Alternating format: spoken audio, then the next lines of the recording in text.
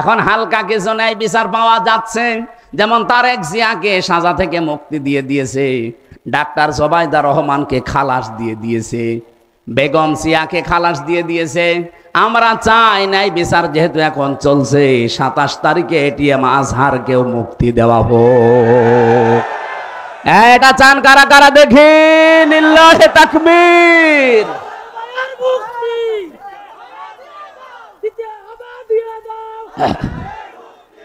একটা মাজলুম মানুষ, আমি নিজে যাই কয়দিন মিশতে পেরেছি তার সাথে, তার যে ঈমান এখনো শক্ত। ভাই বহু আলেমকে আমি ভেতরে দেখেছি ঠিক থাকতে পারি না, মানে শয়তান তো আর বসে নেই, ওর ভেতরে যেও ধোকা দেয়, তো তাদেরকে দেয়নি, তাদেরকেও দিয়েছে। কিন্তু মানুষটা এত শক্তি, চলতে পারে না, একা একা চলতেও পারে না, কেঁপে কেঁপে বেড়ায়, কিন্তু ঈমানটা একেবারে পাহাড়ের মতো শক্ত। আমি যেই কয়বার দেখা করতে পেরেছিলাম, আমারে বলছে, হামজা জীবনে কোনো দিন জানো মাথা নত না করি, এই দোয়াটুকু করবা, আর আল্লাহ যেন আমাকে শাহাদতের মরণ দেয়। কোরআনের পাখি সারাটা জীবন দোয়া করেছিল, আল্লাহুম্মা ইন্নী আসআলুকা শাহাদাতান ফি সাবিলিক, হে আল্লাহ মরণ যদি দাও সাধারণ ভাবে দিও না, শাহাদতের মৃত্যু দিও। আল্লাহ কবুল করেছেন না করেন নাই? ওরা বলে উনি মরে গেছে। কে বলেছে মরে গেছে? আপনারা মেরে ফেলেছেন। কিচ্ছু করা লাগবে না, শুধু ডাক্তার মোস্তফা জামানকে ধরে 2টা ডিম দেন, ওই একবারে সব বলে ফেলবে। এই পৃথিবী যেহেতু শেষ না, কিছুদিন পরে এই মানুষগুলোর আমাদের আবার আরেকটা জগৎ আরম্ভ হচ্ছে। ওই বিশাল জগতের সম্মান আর মর্যাদা যদি ঠিক রাখতে হয়, দুনিয়াতে যে যতটুকু জ্ঞান পেয়েছে, এলেম পেয়েছে, যার যে যোগ্যতা আছে ওই অনুযায়ী তাকে কাজ করা লাগবে। কি কথা বোঝেন আমার? এইটা অনুযায়ী হয় না, এই কারণে আমাদের আর সমস্যা দিন দিন বাড়ছে। ওয়াজালুর রিজসা আলাল্লাযিনা লা ইয়াকিলুন, না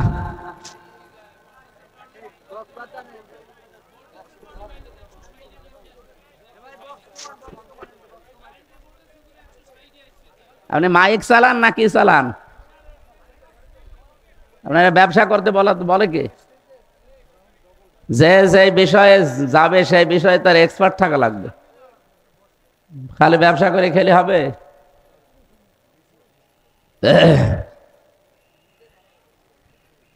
সামনে বসা মুসলমান ভাইরা, পর্দার আড়ালের সম্মানিতা মা এবং বোনেরা, প্রশাসনের ভাইরা, প্রাণ প্রিয় বড়গুনাবাসী, আল্লাহর দরবারে শুকরিয়া জানাচ্ছি যিনি কোরআনের জন্য কিছু সময় ব্যয় করার তৌফিক দিয়েছেন। আলহামদুলিল্লাহ।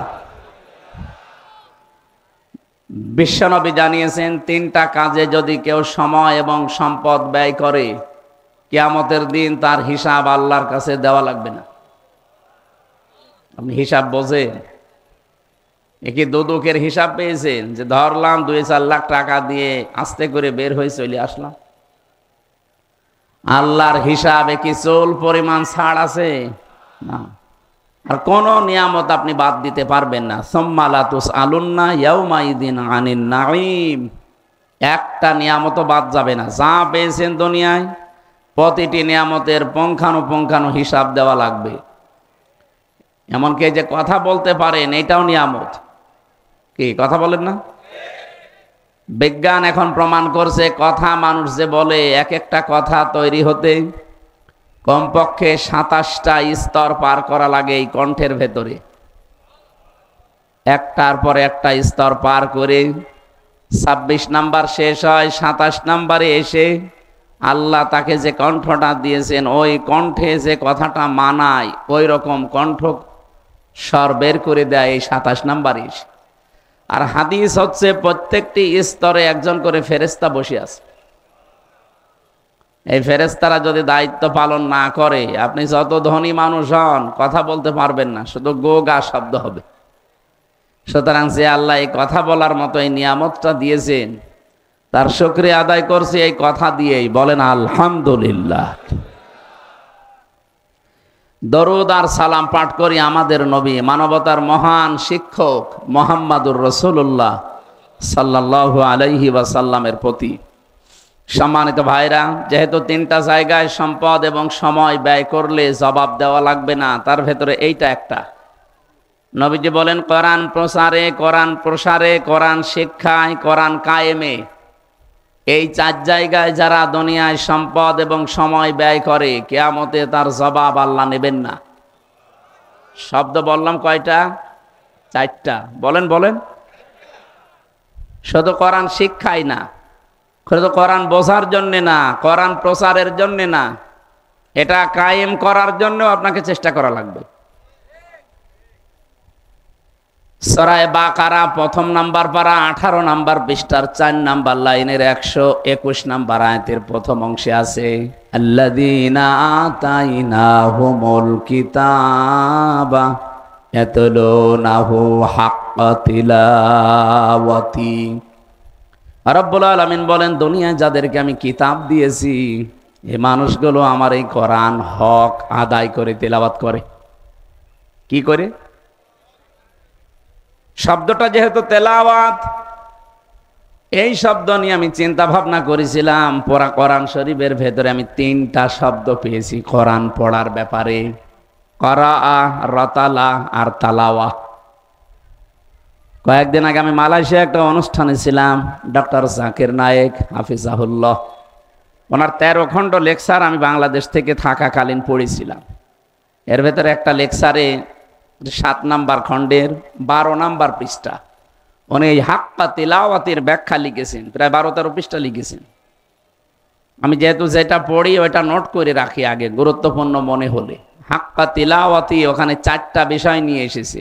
চিন্তা করলাম এই বিষয়টা থাক, যেহেতু সামনে দুবাই, মালয়েশিয়া, সিঙ্গাপুর, থাইল্যান্ড এ সমস্ত দেশে যাওয়া লাগে, আল্লাহর এই বান্দাকে দেখা হলে কিছু কথা এখান থেকে আমি জিজ্ঞাসা করব। তো ওনারা জিজ্ঞাসা করলাম, ওস্তাজ আপনি তো এগুলো লিখলেন, এর উৎস কোথায়? উনি প্রথম ওনার ওস্তাদের নাম বললেন, আহমেদ দিদাত। নাম শোনেন? পৃথিবীতে যদি 100 জন স্কলার থাকে তার ভেতরে উনি একজন।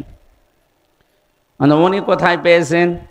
সিরিয়াল হিসাবে কিছু মানুষের নাম বলতে বলতে ইমাম আবু হানিফা রহমতুল্লাহ আলাইহি পর্যন্ত চলে গেছে। তার মানে ইমাম আবু হানিফা তো আর মানে বানিয়ে বলেনি, সে সাহাবীকে দেখেছে।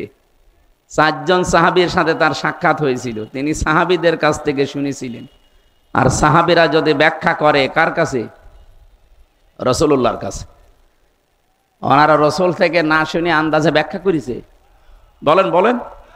আর আল্লাহর রাসূল যদি কোনো বিষয়ের ব্যাখ্যা দেয়, অবশ্যই সেটা আল্লাহ তাকে জানিয়েছে, তারপরে ব্যাখ্যা দিয়েছে।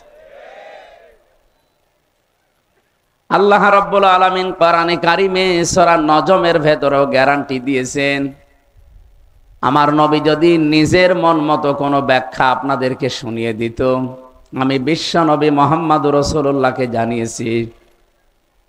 এটা সূরা হাক্কাতের ভেতরেও আছে, ওয়ালাউ তাকাব্বালা আলাইনা বা'দাল আকাবিল লা আখাযনা মিনহু বিল ইয়ামিন সুম্মা লাকাতা'না মিনহুল ওয়াতিন।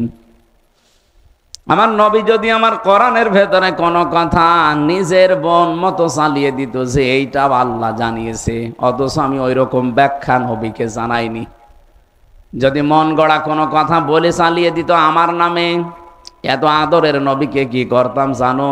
ডান হাত চেপে ধরতাম, কণ্ঠ নালী কেটে ফেলে দিতাম। ঠিক আছে না? ঠিক নেই। সাধারণ মানুষ নাই, হ্যাঁ ঠিক, সুবহানাল্লাহ, আলহামদুলিল্লাহ বলতে পারে। আলেমরা তো এটা ঠিক বলা ঠিক হয়। আপনারা একটু খেয়াল করে শুনবেন না, আমি বাংলা অর্থটা ভুল বললাম আর আপনি বলছেন ঠিক আছে, এটা কথা হইল। তাহলে এখন থেকে আমি যা ভুল বলবো ঠিক বলবো, সবই তো সুবহানাল্লাহ বলবেন না। দোষ ওনাদেরও না, আমরা সিলেবাস ভুক্ত আলেম যারা এই দেশে আছি, সে দাওরা পাস বলেন, কামেল পাস বলেন, অনার্স মাস্টার্স করা যারা, চিন্তাশীল যারা না, গবেষক যারা না, কোনো আয়াত থেকে তথ্য বের করার যোগ্যতা যাদের নেই, এ মানুষগুলো আমি হলেও বলতাম সুবহানাল্লাহ। এই জন্য আলেমদেরকে একটু খেয়াল করে শোনা লাগবে। আপনি সাধারণ মানুষ না যে আপনিও সুবহানাল্লাহ বলবেন, আলহামদুলিল্লাহ বলবেন, নাউজুবিল্লাহ না। কোরআনের এখানে কথা ছিল লা আখাযনা মিনহু বিল ইয়ামিন। বা শব্দের প্রায় 19টা অর্থ পাওয়া যায়। আপনি আরবি গ্রামারে দেখবেন বার 19টা অর্থ দেওয়া আছে। বা মানে দিয়ে, দ্বারা, কর্তৃক, এরকম একটা একটা করে আপনি মিলান তো। আপনি যে বললেন আল্লাহ পাক আপনার ডান হাত চেপে ধরতো, কণ্ঠনালী কেটে ফেলে দিত, বা দিয়ে তো মিলছে না। এখানে আল্লাহ পাক নবীর হাত ধরতেন এ কথা আমি পাইনি। যদিও এখন যেগুলো তাফসির লেখা হচ্ছে এখানে চিন্তা ভাবনা করে আসছে, আগের তাফসির গুলো আমি নিজেও পড়ে দেখেছি না, ওর বাংলা অর্থের সাথে আরবিটা মিলছে না। লা আখাযনা লামে তাকিদ না, এটা জমা মুতাকাল্লিম। আল্লাহ বলেন অবশ্যই আমি নিজে। কে বলেন? বলেন। এখানে কর্তা যিনি, ফাইল বলা হয়, যিনি কাজ করবেন তিনি দুনিয়ার অন্য কেউ না, আল্লাহ নিজে। লা আখাযনা, আখাযনা বললেও তো হয়ে যেত, লামে তাকিদ দিলেন কেন? এটার মানে এর মধ্যে গ্যারান্টি আছে কিছু। এত বড় কঠিন কথা আল্লাহ নবীকে বলতে পারেন। তাফসিরে ফি জিলালিল কোরআন সাইয়্যিদ কুতুব লিখেছেন, তিনি আশ্চর্যবোধক চিহ্ন দেখবেন দিয়েছেন। কোন কথা বলতে গেলে শেষে এসে এরকম জোর করে টান দিয়ে লম্বা করে দিয়ে নিচে একটা ফোঁটা দেওয়া হয়, ওটার নাম কি? পড়বেন, একটু বুঝে শুনে পড়া লাগবে না আপনাদের। আপনি কই সলিমদ্দি কলিমদ্দির মতো পড়লে হবে? লা আখাযনা, অবশ্যই আমি নিজে ধরতাম, মিনহু, মিন মানে হতে, যে হুর মারজা কোন দিকে, কোন দিকে ইঙ্গিত দিচ্ছে। আবার এর পরের শব্দটা দেখেন, মিনহু বিল ইয়ামিন। আল্লাহ মিনহু বিশিমাল দেননি। আল্লাহ বলেন আমি ধরতাম, আমি আমার নিজের ডান হাত দিয়ে, বাম হাত দিয়ে না। আল্লাহ নিজে যেহেতু এখানে ধরার ফাইল তিনি, কর্তা তিনি, তিনি কি ধরতেন বাম হাত দিয়ে না ডান হাত? হ্যাঁ, এবার আমার প্রশ্ন আপনার কাছে, আল্লাহ বাম হাতের কথা না বলে ডান হাতের কথা বললেন, ওনার কি বাম হাতে শক্তি নেই? হ্যাঁ আছে, মানে কি ওনার বাম হাতে থাপ্পড় খেয়েছেন আপনি? মাঝে মাঝে থাপ্পড় দেয় না, এই যে সিডর, আইলা, হারিকেন, কত রকমের বাম হাতের থাপ্পড় পাঠায় দুনিয়ায়। এক থাপ্পড়ে সাতক্ষীরা জেলার অর্ধেক অংশ সব শ্মশান হয়ে গেছে। ওনার বাম হাতের থাপ্পড়ি যদি এই হয়, ডান হাতের কথা বলার দরকার কি? এইটা আমি তাফসিরে, আধুনিক তাফসির যেগুলো বের হচ্ছে, সেদিন মালয়েশিয়া বিশ্ববিদ্যালয়ে অনেকগুলো তাফসির একটা একটা করে আমি মিলাচ্ছিলাম, দেখি এই বা দিয়ে আমার আল্লাহ কেন ডান হাত উল্লেখ দিলেন? বিশিমাল দিলে আমি জীবনে ওই আয়াতের ব্যাখ্যা করতাম না। ইয়ামিন দিয়েছেন, আল্লাহ জানাতে চায় পৃথিবীর বান্দা বান্দিরা, তোমরা যেই বিষয় বললে বোঝো ভালো, আমি ওই বিষয়ের উদাহরণ তোমাদের সামনে নিয়ে আসি। এই জন্য পুরা কোরআন শরীফে দেখবেন উদাহরণ সেট করার সময় আল্লাহর একটা কৌশল হচ্ছে। আমার আল্লাহর এটা উত্তম কৌশল, যে বিষয়টা তিনি উল্লেখ করবেন কসম দেওয়ার আগে তিনি ওই বিষয়ের গুরুত্বপূর্ণ বিষয়গুলো আগে তুলে ধরেছেন, এবং ওর সাথে যেটা রিলেটেড, যেটা সম্পর্কিত, ওই বিষয়ের কসম আল্লাহ দিয়েছেন। পুরা কোরআন শরীফ তো বলা একটা একটা করে সম্ভব না। আপনারা পরিচিত যেটা, ওয়ালা আসরি ইন্নাল ইনসানা লাফি খুসরে। আল্লাহ যে আসরের সময়ের কসম দিলেন কেন? আল্লাহ বলেন সময়ের কসম, ইতিহাসের কসম, যুগের কসম, আসরের নামাজের কসম। একটা গুরুত্বপূর্ণ জিনিস আল্লাহ মানুষকে জানাবে, সেটা হচ্ছে সময়। সেটা কি? আমাদের জীবনের আসল পুঁজির নাম কিন্তু টাকা না, আমাদের জীবনের আসল পুঁজির নাম ক্ষমতা না, আমাদের জীবনের আসল পুঁজির নাম হচ্ছে সময়। কি বললাম? সময় আছে। হামজা এখানে আছে, সময় নেই। হামজারা এখানে বসতেও কেউ দেবে না, মাটির নিচে রেখে আসবে। কেন? আমার হায়াতের সমষ্টির নাম কি? বলেন বলেন। যেহেতু মানুষের জীবনের গুরুত্বপূর্ণ বিষয়ের নাম সময়, আর সময় নিয়ে আল্লাহ কিছু কথা এখানে বলতে চান।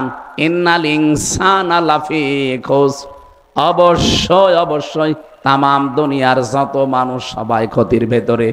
ক্ষতির ভেতরে এই কারণে, কারণ এই সময়টা মানুষ কাজে লাগাচ্ছে না, আল্লাহ দেখতে পাচ্ছে। জীবনের সাথে সময়ের সম্পর্ক, এই জন্য জীবন সম্পর্কে সচেতন করার জন্য আল্লাহ সময়ের কসম দিয়েছেন। কোরআন আমি এইভাবেই পড়তে পড়তে শেষ করেছি। আর এই 3 বছর জেলখানায় তো আমি আরো চিন্তা ভাবনা করে পড়তাম, কোন আয়াত পেলে একেবারে ওর সারমর্ম কি বের করা যায় এই চিন্তায় লিখে থাকতাম। 24 ঘন্টা যেহেতু তালা লাগানো, এমনকি সিসি ক্যামেরা দেওয়া ছিল আমার দিকে, আমার সাথে কেউ ভয়ে কথাও বলতো না। এখানে কথা বললে উপরে খবর হয়ে যেত যে মামুনুল হক আর আমির হামজার সাথে অনেকে লাইন করছে, এই জন্য ভয়তে আমাদের সাথে কেউ কথাও বলতো না।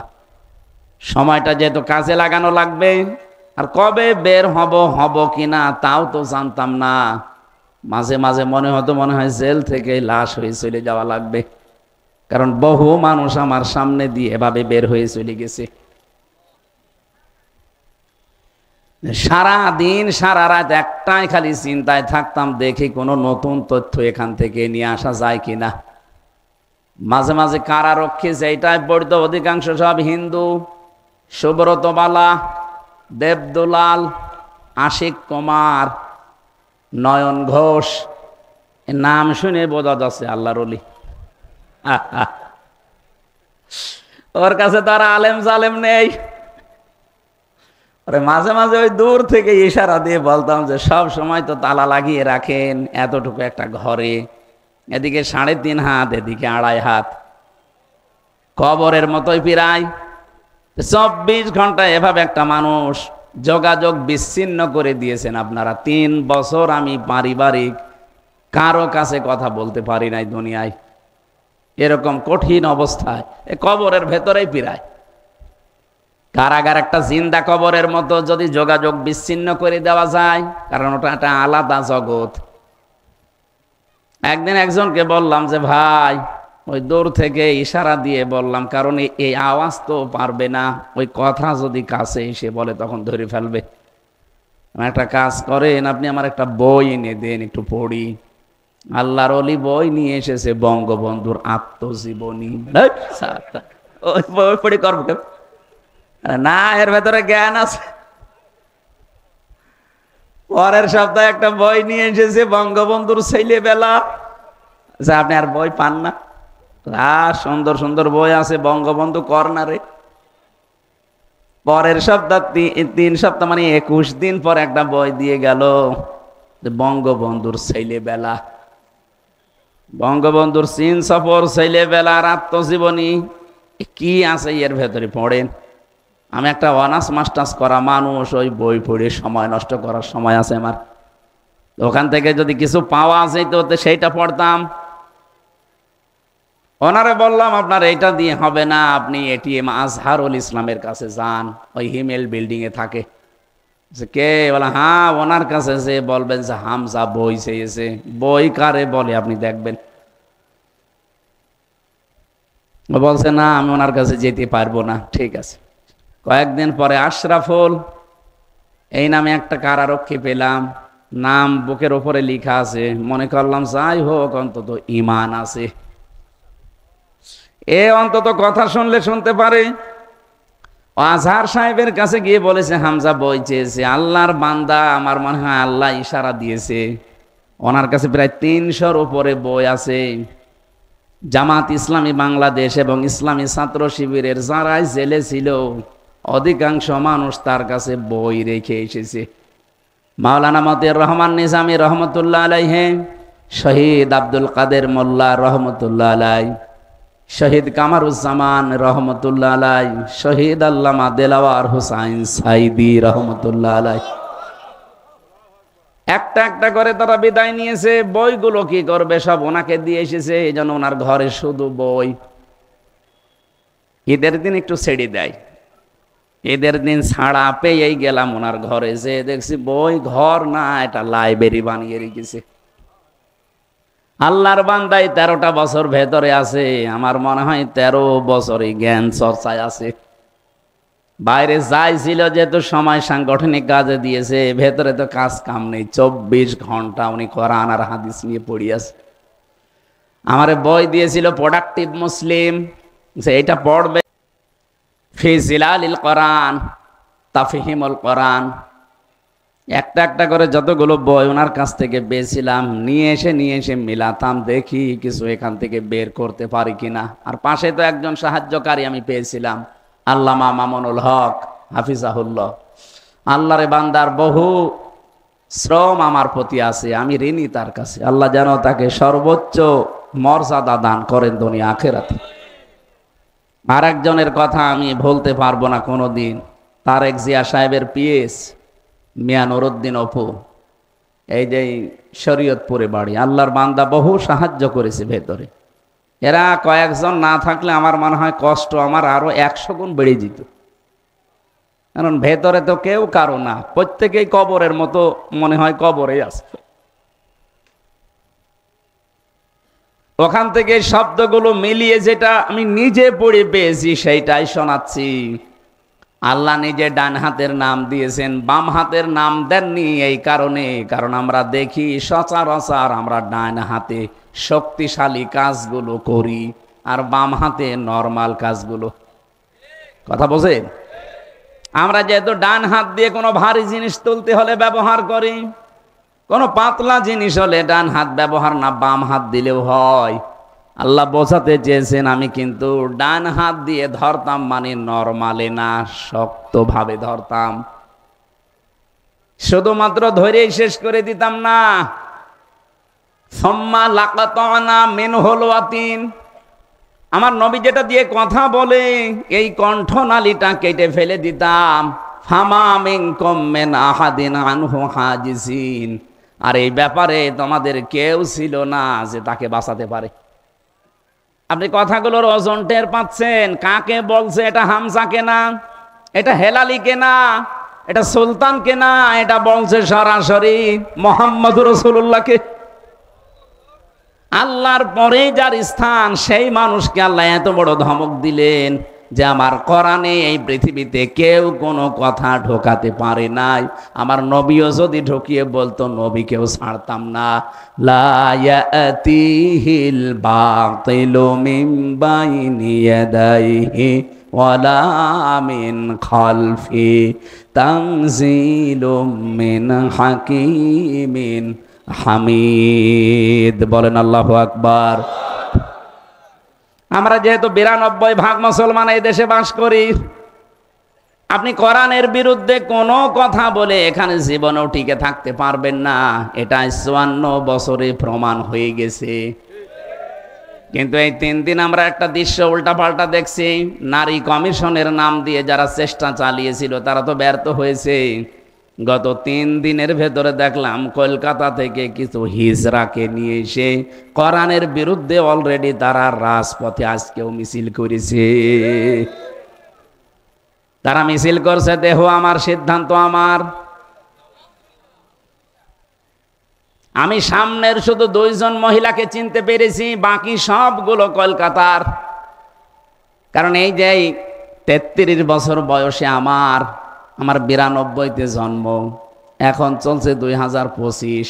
এই 33 বছরের ভেতরে বাংলাদেশের চাইতে আমি কলকাতায় কাটিয়েছি বেশি, কারণ এদেশে আমার কথা বলতে দিত না। আমি যাওয়ার আগেই বাড়ি পুলিশ চলে যায়, অথচ আমার শরীর চলে না। বলেন তো কি দেখি আপনি ভয় পান? আমার শরীর চলে না, আমি নিজে নিজে চলতে পারি না। আর আমি বাড়ি যাব কবে আমি নিজেও জানি না। 2 মাস, 3 মাস, 5 মাস পরে 1 ঘন্টার জন্য বাড়ি যাই। আমি জানি না যে আজকে বাড়ি যাব, অথচ আল্লাহর ওলিরা জানি। ও যে দেখি 5 জন বসে আছে, কি হুজুর পাঠিয়েছে। আমি জানতাম না যে সত্যি আমি আজকে বাড়ি আসবো। আপনারা জানেন কি করি? পেছনে কিভাবে জোকের মতো লেগেছিল বলেন তো।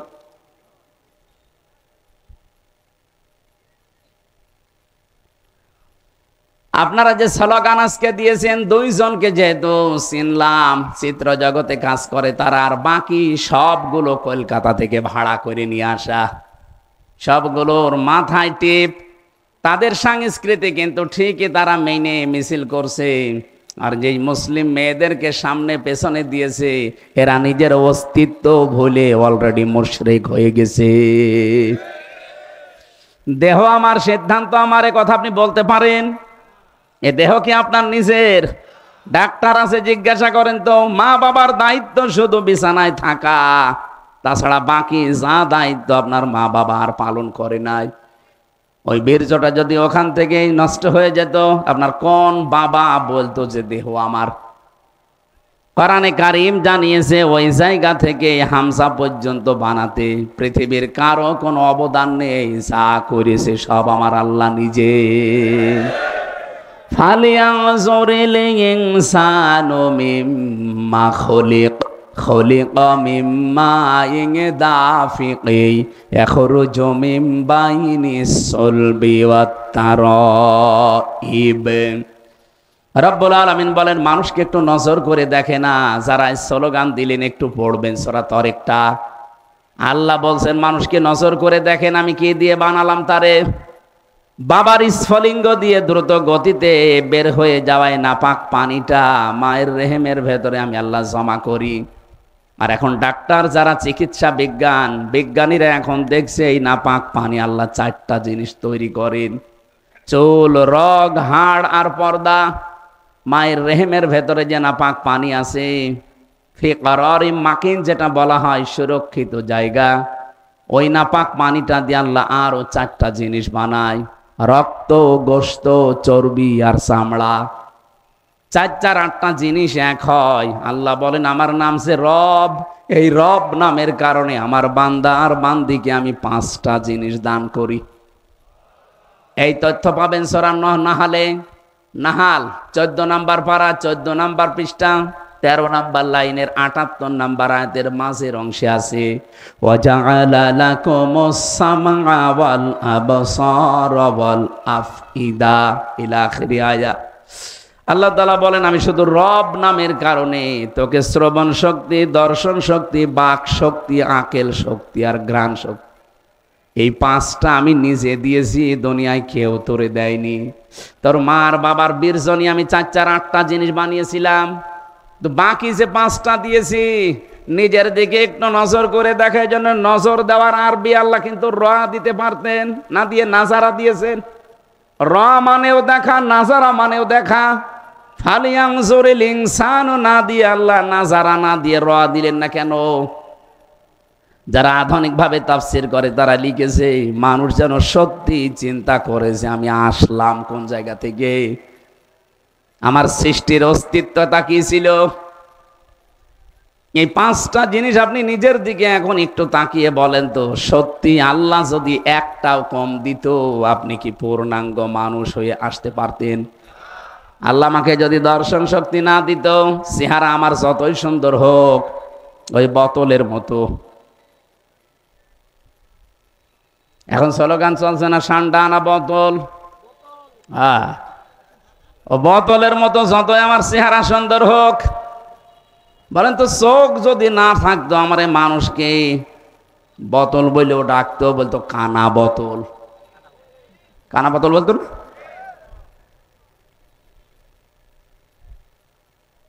আমারে যদি আল্লাহ বাক শক্তি না দিত, আমি আজ যে আন্দাজে একটা দলের ওপরে মিথ্যা তহমত লাগিয়ে দেই, আপনি কোন সাহসে সেই মিটে যাওয়া মীমাংসিত বিষয়গুলো সামনে এনে জাতিকে ডিভাইডেড করতে যাচ্ছেন? যে জবান দিয়ে মিথ্যা কথাগুলো জাতির ভেতরে প্রচার করেন, আল্লাহ ইচ্ছা করলে জবান আপনাকে না দিলেও পারত। আমি এক কথায় বলতে চাই, কোনদিন এই দেশে কেউ যেন এই চেতনার বিক্রি না করে। কিসের 71, কিসের 47, কিসের 52, 24 আনতে পারেন না? এখন থেকে এই দেশে যদি কেউ কোনো কথা বলে 24 নিয়ে কথা বলা লাগবে। যেগুলো মীমাংসিত ইস্যু, এই বিষয়গুলো নিয়ে সামনে আসলেই বলবেন এটা হাসিনার দালাল।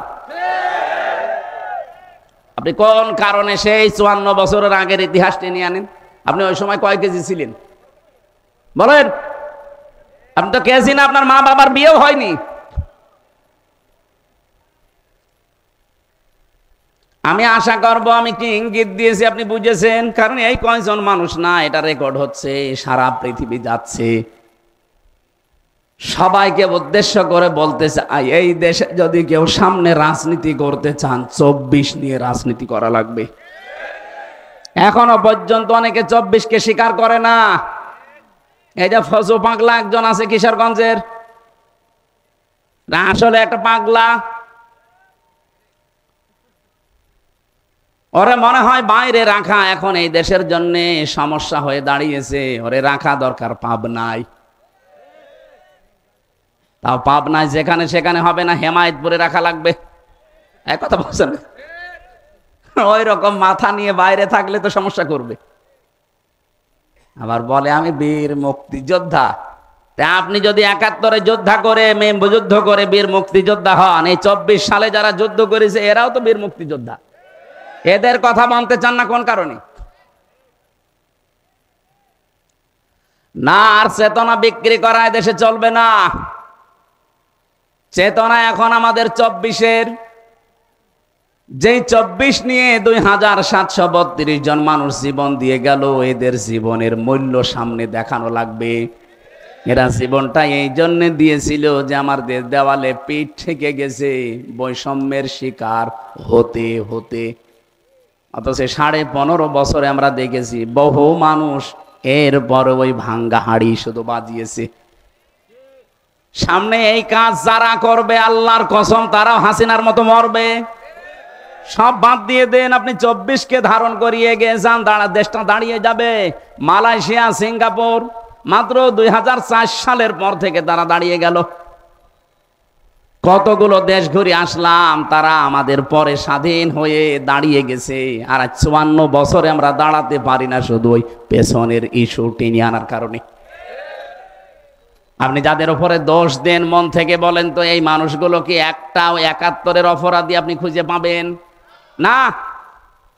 এই দেশে যারা এখন ইসলামী রাজনীতি করে, আপনি একটা মানুষকে দেখান যে এই লোকটা 71-এর অপরাধী ছিল। আর অপরাধী মানুষ কখন হয়? যখন কাজ করে। জামাত ইসলামের উপরে যে দোষ দেওয়া হয়, আরে ভাই 71 সালে এই মানুষগুলো তো যুদ্ধ করে নাই, যুদ্ধ করলে নাই যুদ্ধ অপরাধী হয়।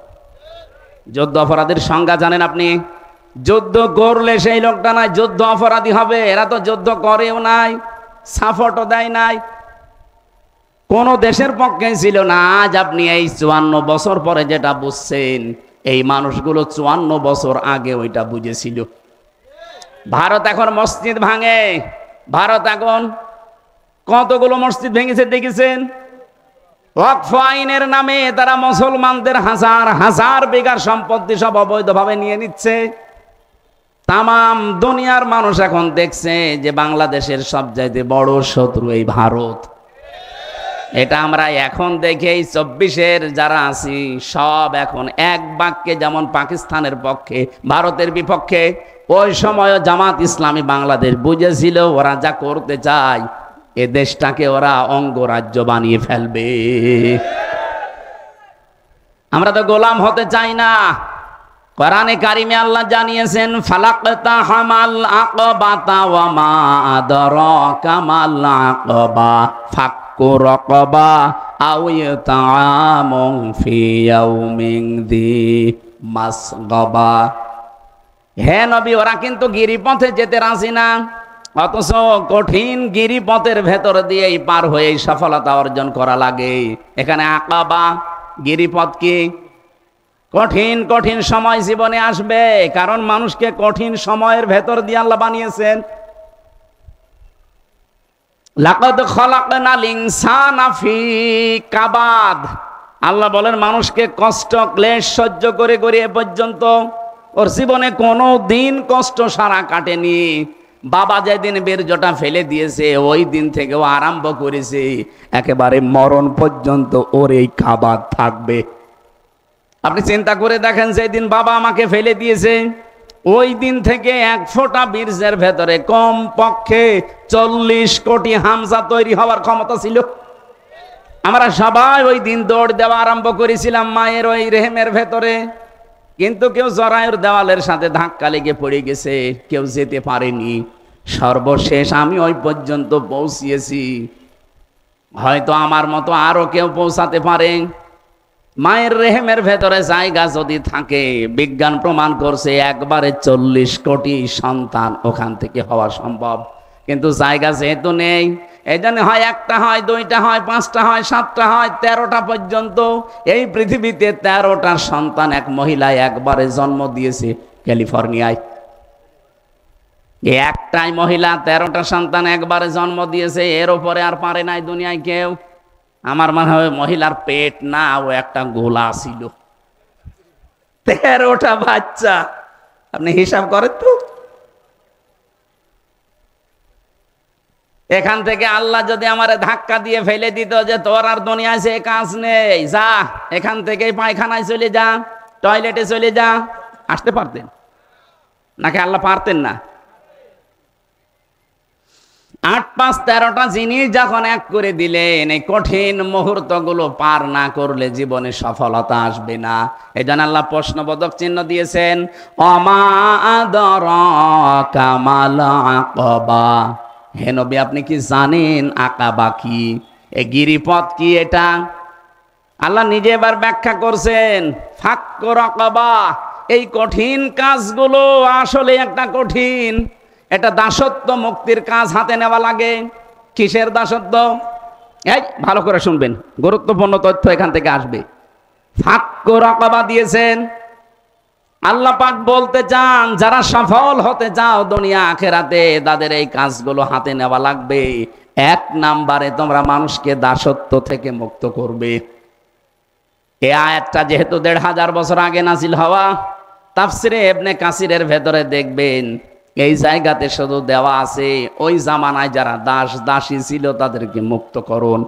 কিন্তু আধুনিক তাফসিরগুলো যে শুধু দাস দাসী না, ফাক্কু রাকাবার ব্যাখ্যায় লেখা আছে মানুষের তৈরি করা আইন কানুন থেকে, এমনকি মানুষের দাসত্ব থেকে মুক্ত করার জন্য যারা কর্মসূচি হাতে নেয় তারা সফল। এই বাংলাদেশে কে এই কর্মসূচি হাতে নিয়েছে? আপনি নিজের বিবেককে জিজ্ঞাসা করেন। খালি উল্টাপাল্টা ফতোয়া দিলে হবে যে এদের আকীদা ভালো না আকীদা খারাপ? কি আকীদা খারাপ দেখেছেন আপনি?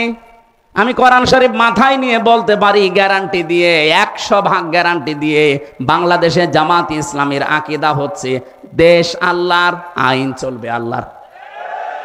এর বাইরে যদি জামাত ইসলামী বাংলাদেশের আকীদা থাকে, ওইটা তালাক দিয়ে এক্ষুনি চলে আসেন। যারা আছে কেউ যদি জামাত ইসলামের এখানে থাকে, জিজ্ঞাসা করে দেখেন, এই মুরব্বীকে জিজ্ঞাসা করুন, যদি জামাতের লোক হয়ে থাকে যে জমিন আল্লাহর, আইন চলবে আল্লাহর, এইটাই জামাতের আকীদা, আপনি বলেন তো এর বাইরে আকীদা আছে? ওই রকম আকীদা আমরা যদি পোষণ করে থাকি যে জমিন আল্লাহর, আইন চলবে মানুষের, ওই রকম দলে লাঠি ঝাঁটা দিয়ে চলে আসেন, কোনো দরকার নেই ওই দল করা। আমরা চাই মানুষের তৈরি করা আইন কানুনের দেশে আমরা থাকতে দেব না। কি কথা বললেন না কেন? আপনি আমেরিকার দিকে তাকান, ওরা জাতে মাতাল হলেও কিন্তু তালে ঠিক আছে। আজ 236 বছর চলছে আমেরিকা, আজ পর্যন্ত কোরআনের একটা আয়াতের বিরুদ্ধে ওরা রাষ্ট্রের ব্যাপারে একটা কাজও করে নাই।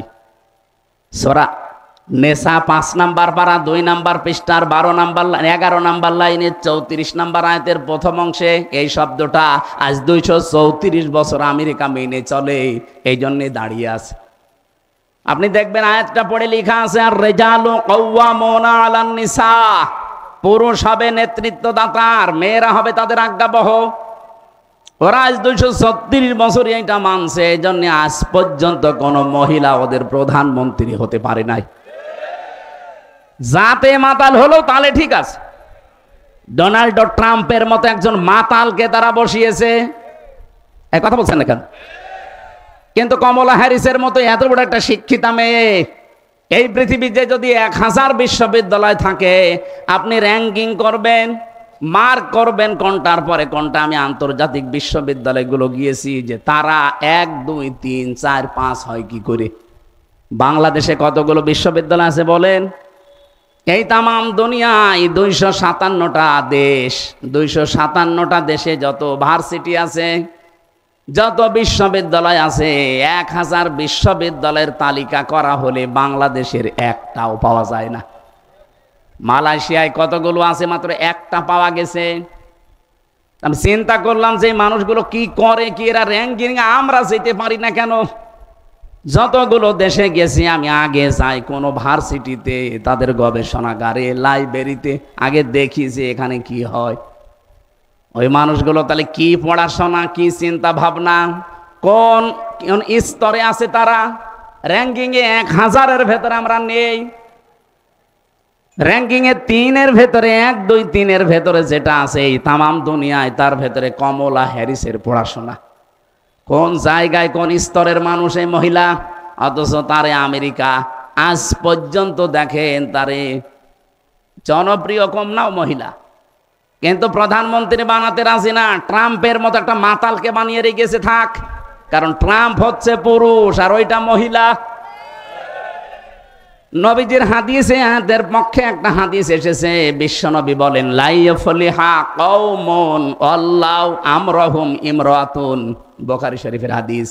ওই জাতি কখনো সফল হচ্ছে না, হবে না, যেই জাতির নেতৃত্বে কোনো মহিলা বসে আছে।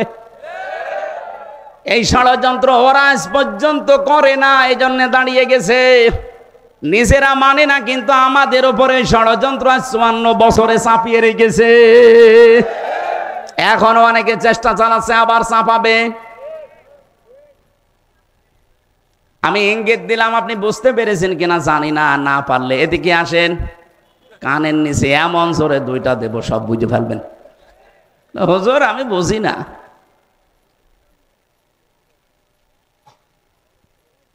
মেয়েরা যদি জায়গা মতো চলে যায়, আর আমরা পুরুষ মানুষ যারা, ওরা যদি আমাদের সামনে থাকে, বলেন তো বিশ্বনবী মুহাম্মদুর রাসূলুল্লাহ এমনি এমনি কথা বলেন নাই? উনি কি বলতে পারতেন না যে আমার ইন্তেকালের পর আমার সবচাইতে আদরের মেয়ে ফাতেমা আমার চেয়ারে বসবে? কেউ নিষেধ করতো? কেউ নিষেধ করতো না। তা আপনি কোথায় পেয়েছেন এই ভণ্ডামি? এই জন্য আমরা আগামীতে চাই যারা আমাদের দায়িত্বে আসবে তারা যেন পুরুষ হয়। বলেন, শুধু পুরুষ মানুষ হলে হবে না, সৎ হওয়া লাগবে। বহু মানুষকে আমরা পুরুষই দেখতাম, কিন্তু লোকটা সৎ না।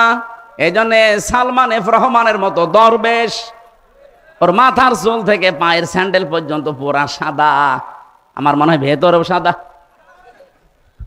না, আমি মাঝে মাঝে মামলার হাজিরা দিতে যেতাম, ওই শয়তানরে দেখতাম আমার মাজায় দড়ি লাগিয়ে, হাতে পেছনে হ্যান্ডকাপ লাগিয়ে,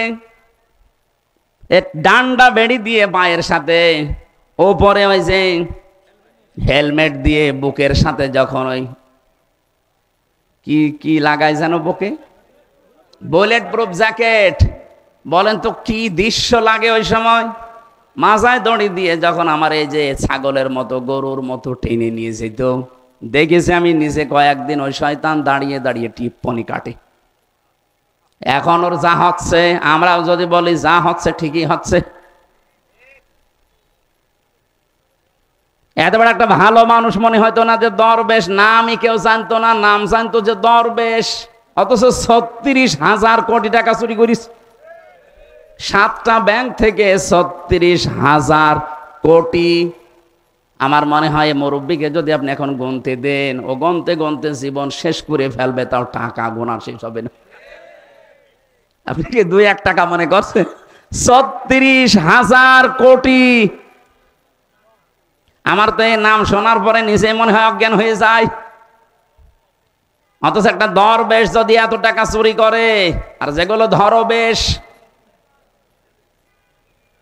দরবেশের বেশ ধরেছিল, তারা কি করেছে আপনি টের পাচ্ছেন নাকি? দেশটা যে ফোকলা হয়ে গেছে এমনি না। এই দেশে যদি এখন কেউ জন্ম নেয়, তার মাথার উপরে 1,10,000 টাকার ঋণ। কি বানিয়েছে বলেন? এখন একটা জন্ম দেবেন, ওর মাথার উপরে 1,10,000 টাকা অলরেডি ঋণ। ঋণের বোঝা নিয়ে দুনিয়া আসতেছে।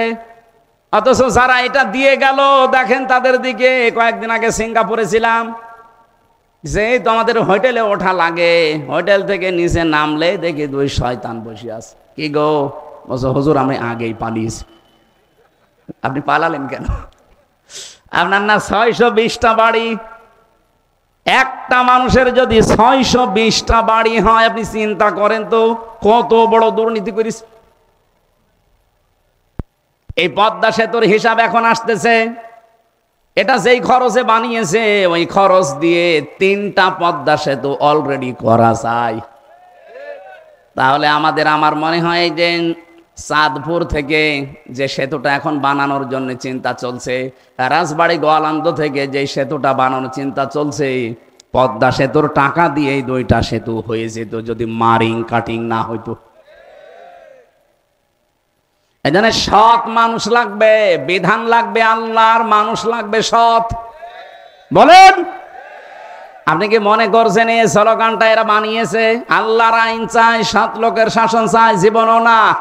সূরা বানী ইসরাইল 15 নম্বর পারা 9 নম্বর পৃষ্ঠা 2 নম্বর লাইনের 82 নম্বর আয়াতটার বাংলা অর্থ এই স্লোগান, অনুনাজ্জিলু মিনাল কুরআনি মা হুয়া শিফাউ ওয়া রাহমাতুল লিল মুমিনিন ওয়া লা ইয়াজিদুজ জালিমিনা ইল্লা খাসারা। বলেন আল্লাহু আকবার। শুধুমাত্র স্লোগান না, আল্লাহর কসম আমি নিজে দেখেছি এই দেশে যে মার কাটা তারা নেয়, দাড়ি পাল্লা, এই মার কাটা আল্লাহ কোরআনে দিয়েছে।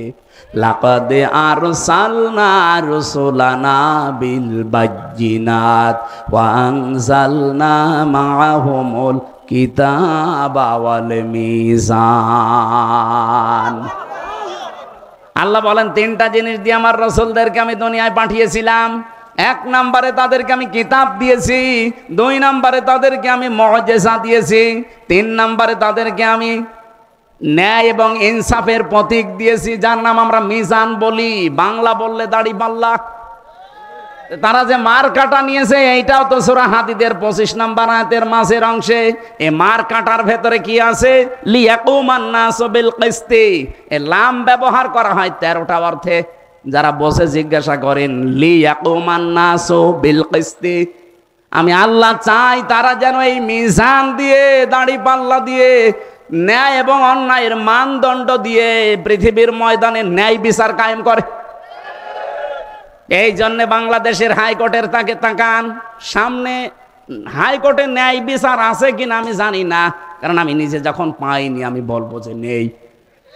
এই 3 বছর আমার মামলাটা হাইকোর্টে, জজ কোর্টে, সিএমএম কোর্টে প্রায় 30 বারের উপরে তুলেছে, একবারও জামিন দেয়নি।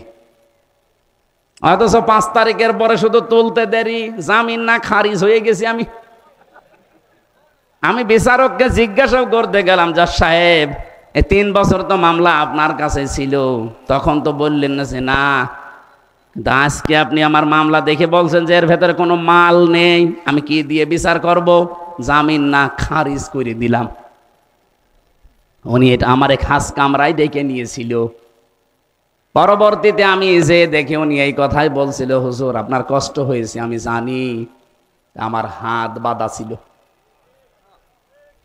এই চলছিল বিচার, এই যে কোরআন শরীফ আমার সামনে, এই বিচার চলছিল যে আমার হাত বাঁধা ছিল, কিচ্ছু করার ছিল না।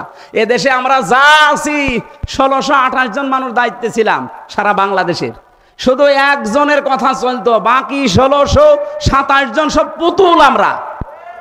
এমনকি কাওয়া কাকু এও পুতুল, ও কাওয়া আন্দাজে কাকা করতো, ওর কোনো পালস নেই, ও যা বলতো আল্লাহর ওলি ও তাই শুনতো। নিজে জজ সাহেবের কাছে আমি শুনেছি যে আমাদের কিচ্ছু কারোর হাতে নেই, সব আপনি দেখেছেন একেবারে প্রাইমারি স্কুল থেকে সংসদ পর্যন্ত একটা জায়গা ওনার দৃষ্টির বাইরে ছিল না, সব ওনার দৃষ্টিতে চলতো। আমার মতো একটা পাতি মানুষ, আমার শরীর চলে না, আমারটা পর্যন্ত ওনার সই ছিল যে না হবে না, লাল কালি দেওয়া। চিন্তা করেন আমি কি করেছিলাম। আমি কি ওনার মেয়ের দিকে কোনোদিন তাকিয়েছি? আর ওনার যে মেয়ে, ওকে তাকানো যায়? ও ছাতার দিকে তাকিয়ে আমি করবো কি? যেহেতু আমি ন্যায় বিচার পাইনি, এই জন্য বলছে যে না ছিল না ন্যায় বিচার। আন্দাজ ওরা মিথ্যা কথা বলতো যে আমরা ন্যায় বিচার কায়েম করছি, কিন্তু হাইকোর্টের সামনে ন্যায় বিচারের একটা পথিক দেওয়া আছে, তার নাম দাড়িপাল্লা। কি স্যার দেখেননি? এ দাড়ি পাল্লা কি একদিকে পাল্লা একটু ঝোকানো আছে? আছে না, সমান্তরাল। বাংলাদেশ সরকার এই দেশের 18 কোটি মানুষকে বোঝাতে চায়, ও বাংলার মানুষেরা, যদি ইউনিয়ন থেকে শুরু করে জজকোর্ট পর্যন্ত যদি ন্যায় বিচার নাও পাও, অন্তত হাইকোর্টে আসলে ন্যায় বিচার পাবা। এই দেখো তার প্রতীক দাড়ি পাল্লা। এখানটা একেবারে সমান সমান করা। এখন হালকা পাতলা ন্যায় বিচার পাওয়া যাচ্ছে, তার প্রমাণ এই যে হাইকোর্ট থেকে সুপ্রিম কোর্ট থেকেও ওসি প্রদীপের ফাঁসি অলরেডি কার্যকর হয়ে গেছে, 7 দিন সময় দিয়েছে। এই শয়তানটা আমার সাথে ছিল ছেলে, আমি আর ও পাশাপাশি বসতাম জেলের ভেতরে। মাঝে মাঝে আমারে বলতো, হুজুর আমার কোনো দোষ নেই। কোনো দোষ নেই? 204 জন মেরেছেন আপনি, না কোনো দোষ নেই মানে?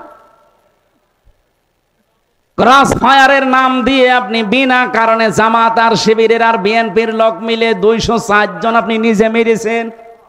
আপনাকে তো 204 বার ফাঁসি দিলে অন্তত আমার গার ঝাল মেটবে না, আর আপনি আমার পাশেই বসেছেন। দূরে বসেন। এখন হালকা কিছু ন্যায় বিচার পাওয়া যাচ্ছে, যেমন তারেক জিয়াকে সাজা থেকে মুক্তি দিয়ে দিয়েছে, ডাক্তার জোবাইদা রহমানকে খালাস দিয়ে দিয়েছে, বেগম জিয়াকে খালাস দিয়ে দিয়েছে। আমরা চাই ন্যায় বিচার যেহেতু এখন চলছে, 27 তারিখে এটিএম আজহারকেও মুক্তি দেওয়া হোক। এটা চান কারা কারা দেখি? লিল্লাহে তাকবীর।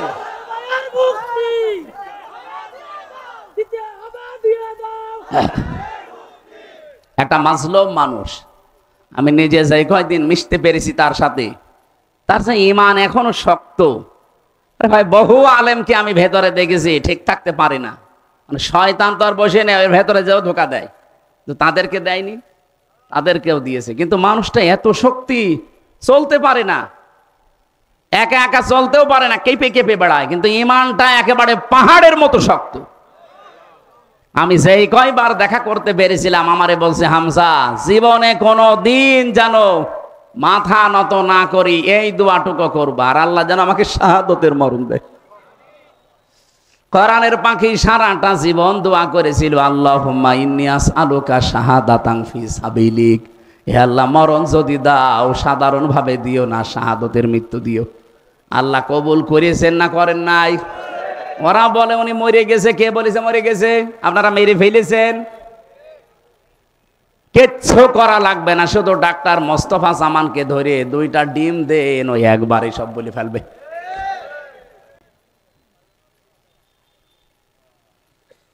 রিমান্ডে যে কষ্ট আমাদেরকে দিয়েছিল, তার 100 ভাগের 1 ভাগ যদি এই মানুষগুলোকে দেন, আল্লাহর কসম এই মানুষগুলো সব সত্য বেরিয়ে দেবে।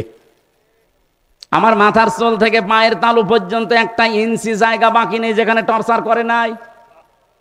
আমি যে চেয়ারে বসতে পারি না, খালি তো গদি আছে বলে বসে আছি, যদি কাঠ হইতো আমি 10 মিনিট পরে আমার ব্যথা শুরু হয়ে যেত। এমন এমন জায়গায় টর্চার করেছিল যেটা বউকে ছাড়া কাউকে দেখানো যায় না। মেশিন নিয়ে এসেছিল একদিন, বলছে যে এটা দিয়ে আমরা নখ তুলি। এমন সিস্টেমের মেশিন বানানো ওদের, পুলিশকে যদি দায়িত্বে থেকে থাকে জিজ্ঞাসা করেন, এই চেয়ারে বসিয়ে দেয় এভাবে। আমার আগে একজন বিএনপির ছাত্র দলের এক ভাইকে নিয়ে গেল চট্টগ্রামে বাড়ি। যাওয়ার সময় ভালো মানুষ গেল, আসার সময় দেখি বাবা মা বলে চিৎকার করছে। হাতের দিকে তাকিয়ে দেখি 1টা নখও নেই। এরকম একটা চেয়ারে একটা মানুষকে বসিয়ে দেয়।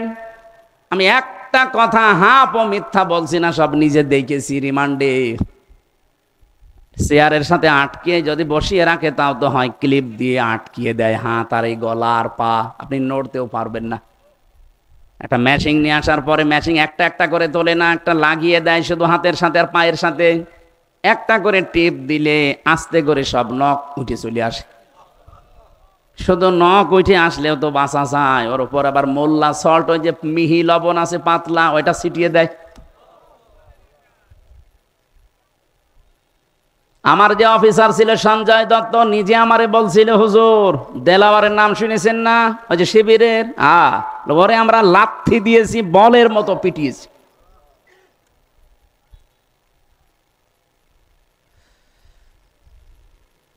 দাড়িপাল্লার প্রতীক শুধু আমরা দেখতে পাচ্ছি, কিন্তু ন্যায় বিচার আজও পাইনি। আমার মন ডেকে বলে এবার যদি সত্যিই দাড়িপাল্লা আমরা দেখতে পাই, আমরা চাচ্ছি যারা দায়িত্বে আছে ন্যায়ের এই পথিক, এই দাড়িপাল্লা এবং নিবন্ধন ফেরত দেওয়া লাগবে। এত মানুষ জীবন দিয়েও যদি বৈষম্যের শিকার হয়ে থাকা লাগে, তা আবার কি আগস্টের 5 তারিখ আসলে আপনারা কিছু নেবেন? ভার সহ্য করতে পারবেন না? আগস্টের 5 তারিখ আসার আগে যেন দেশটা স্বৈরাচার মুক্ত যেমন হয়েছে, বৈষম্য পুরা মুক্ত হয়ে যায়। যারা উল্টাপাল্টা কথা বলেন বিভিন্ন জায়গা থেকে মাল পানি খেয়ে, তারা একটু থামেন। আমরা জানি এদেশের মানুষ এখন আর পাগল নেই, আগস্টের 5 তারিখের আগে নেই। হাঁ করলে আমরা বুঝে ফেলি হয় হালসা নাই হাসাদা। এক কথা বলেন না কেন?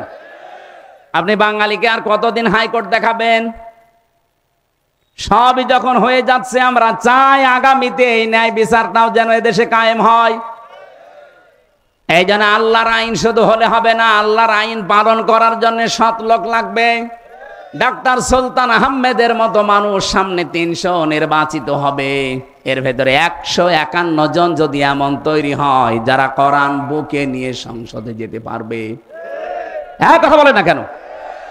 151 জন সুলতান সাহেব যদি যায় সংসদে, প্রথম অধিবেশনে যদি বলে মাননীয় স্পিকার আমরা নামাজের বিল চাই, আমরা জাকাত ভিত্তিক অর্থনীতি চাই, উনি যদি বলে হাত তোলেন কারা চান, 300 এমপির ভেতরে যদি 151 জন সুলতানের মতো মানুষ হাত তোলে, ওই দিনই বিলটা কায়েম হয়ে যাবে। পরের দিন 18 কোটি মানুষ এই দেশে নামাজ পড়তে বাধ্য। বলেন, আপনি ভোট দিয়েছিলেন সুলতান সাহেবকে একটা, আর মানুষ নামাজ পড়ছে কত? প্রতিদিন আপনি 18 কোটি মানুষের নামাজ পড়ার সওয়াব একা একা পেয়ে যাবেন। তাহলে এটা আপনার কাছে রাজনীতি মনে হয়, দুনিয়ার কাজ মনে হয় কি করে? আপনাকে দিলে মনে হয় ভোট, আর ওনাকে দিলে মনে হয় ধর্মের নামে রাজনীতি। ভণ্ডামি করার জায়গা পান না? এরকম কিছু পাগল দেশে আছে না? তাদের কথা এইটা যে আপনারা ইসলাম নিয়ে রাজনীতি করেন। তো ইসলাম নিয়ে রাজনীতি না করলে যেটা করবেন ওটা হবে দুর্নীতি। এটা 55 বছরে প্রমাণ হয়নি। যারা ইসলামের বাইরে রাজনীতি করেছে তারা দুর্নীতি করেছে, যারা ইসলাম দিয়ে রাজনীতি করেছে তাদের রাজনীতি জীবন কত স্বচ্ছ।